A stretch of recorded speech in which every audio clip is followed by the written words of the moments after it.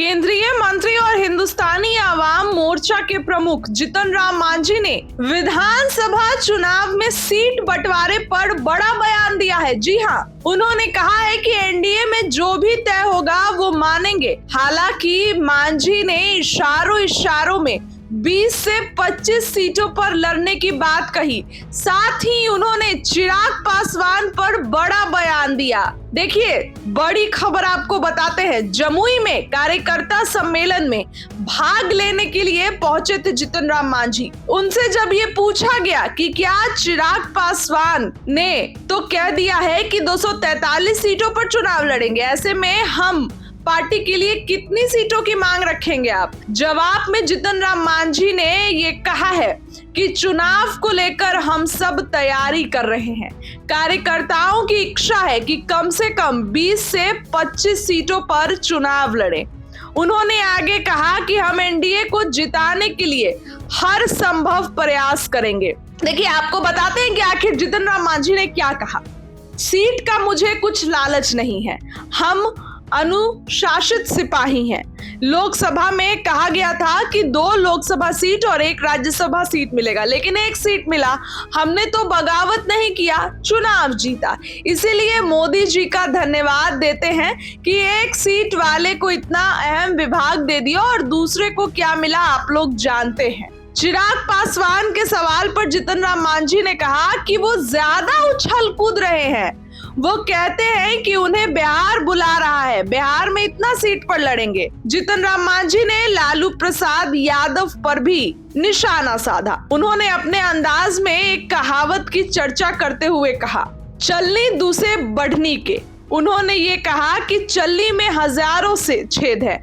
जो अपनी पत्नी, साला, बेटी, बेटा को आगे बढ़ाने का काम किया वो दूसरों पर बोल रहे हैं। आयोग में जो भी गए वे अपनी योग्यता से गए हैं।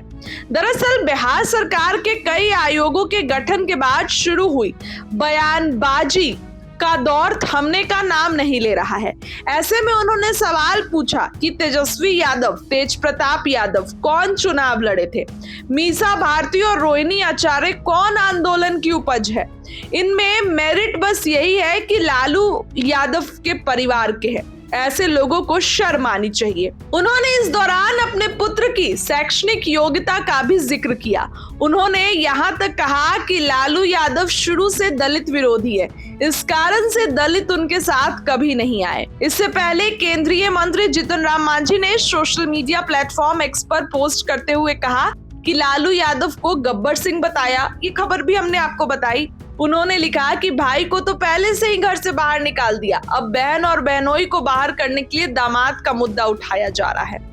उन्होंने आगे लिखा कि यह मुद्दा इसलिए उठाया जा रहा है ताकि भविष्य में गब्बर सिंह यानी बेटी दामाद को कहीं सेट करने की बात कहे तो यह कहकर मना कर दिया जाए कि हमने तो खुद दामाद का मुद्दा उठाकर सरकार को घेरा था, इसीलिए बेटी दामाद को किसी भी कीमत पर एडजस्ट नहीं किया जाएगा।